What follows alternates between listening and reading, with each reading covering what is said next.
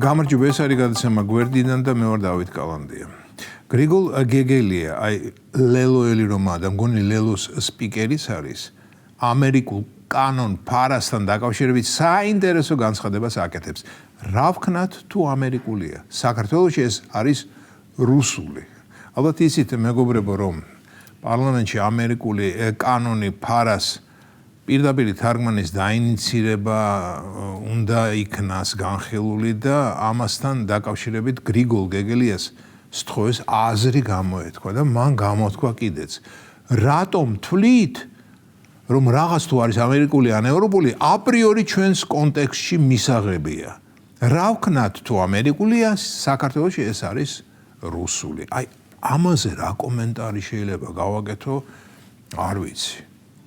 ერთი იმას ვიტყვი, რომ რამდენად მწირი და უინტერესო პოლიტიკური სპექტრი ყავს ოპოზიციაში, თუ კი გრიგოლ გეგელიასთან მიდიხარ და მას სთხოვ აზრის გაზიარებას. კაცი, რომელსაც ყველა მეტნაკლებად ირონიულად უყურებს და მისი აზრი რაში უნდა გაინტერესებდეს.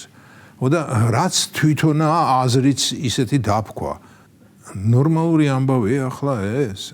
ზომა წონიანი, აზრიანი, მიუკერძოებელი პოლიტიკოსი ამდაგვარ ბოდვას სერიოზულად იტყვის? მაგრამ გეგელია ამბობს, დიახ, არ ერიდება, გამოდის და ამბობს. გამოდის თავის სამზარეულოში კი არა, საჯარო, წესითა და რიგით ნებისმიერმა კორესპონდენტმა ასეთი რამის გაგონების შემდეგ უნდა გადაიხარხაროს, მაგრამ ეტყობა გეგელიას მისნაირი კორესპონდენტის შეხვდა, რომელმაც სერიოზულად მოისმინა პასუხი და ალბათ თავიც დაუკრა. მერე კი გამოამზეურა ეს პასუხი. გეგელია ცალკე ფენომენია ჩვენს პოლიტიკაში.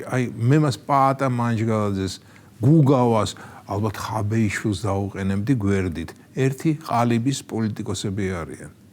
ერთი ყალიბის, ერთი აზროვნების და ერთი მე არ შემეშინდება ამ სიტყვის ინტელექტის. საინტერესოა, ლელოელ მამუკა ხაზარაძეს არ ესირცხვილება, როდესაც მისი პარტიის სპიკერი ამდაგვარ სისულელეს როშავს, მაგრამ არაა გამორიცხული, რომ მამუკამ უთხრა, მიდი რამე თქვი ფარასთან დაკავშირებით და კარგ ფარასაც მიიღებ. შეიძლება მამუკას უკან დგარმა მძინარე ჯომ კი არა, მძინარე ბადრი ჯაფარიძემ გამოყო თავი და დაამატა, თქვი რომ ფარა რუსულია, ოღონდ შენებურად, რიხიანად თქვი გრიშა ბატონო და გრიშა ბატონმაც თქვა. მე რომ კითხავ, ჯობდა გაჩუმებულიყო, არაფერი ეპასუხა კორესპონდენტის კითხვაზე. უბრალოდ მხრები აეჩეჩა, გაეღიმა თავისი განუმეორებელი ღიმილით და ბუჩქებში გაუჩინარებულიყო. მაგრამ არა, გრიგოლ გეგელია ხომ პოლიტიკოსია და პოლიტიკოსმა ყველა კითხვაზე პასუხი უნდა გასცეს. გეგელია შედარებით ახალგაზრდა კაცია, 34 წლისაა და რა ბრიყულად დაიწყო თავისი პოლიტიკური ცხოვრება. რაღა დაიწყო, უკვე მეხუთე წელია პოლიტიკაშია და ისეთი შემართება აქვს, რომ უკუსლას არ აპირებს. მოკლედ, სანამ ხაზარაძეს არ მობეზრდება პოლიტიკოსობანას თამაში, გეგელიაც იარსებებს. ეს პოლიტიკა რა მაცდური რამეა, მეგობრებო. პოლიტიკაში მოსვლა იოლია, წასვლა ძნელი.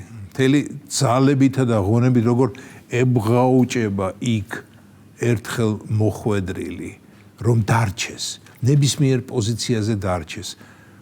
რა არის ამაში ასეთ მიმზიდველი, არ მესმის. ლანძღვისა და გინების მეტი უმრავლეს შემთხვევაში არაფერი ხვდებათ პოლიტიკოსებს. მით უმეტეს ასეთი საშუალოზე დაბალი დონის პარტიას, როგორიც ლელოა. პარტია ლელო არის აბსოლუტურად ზერელე, მეორადი პარტია. იდეოლოგია მას არ გააჩნია.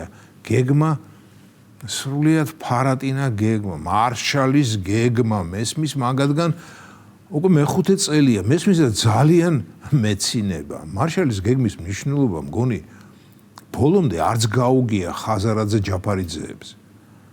არ გამოურიცხავ, რომ მათ გუნდში ვინმე იცოდეს თუ რას წარმოადგენს მარშალის გეგმა, მაგრამ ის ალბათ დუმს, რათა ხაზეინი არ გაანაწყენოს და ხაზეინზე უფრო ჭკვიანი არ გამოჩნდეს.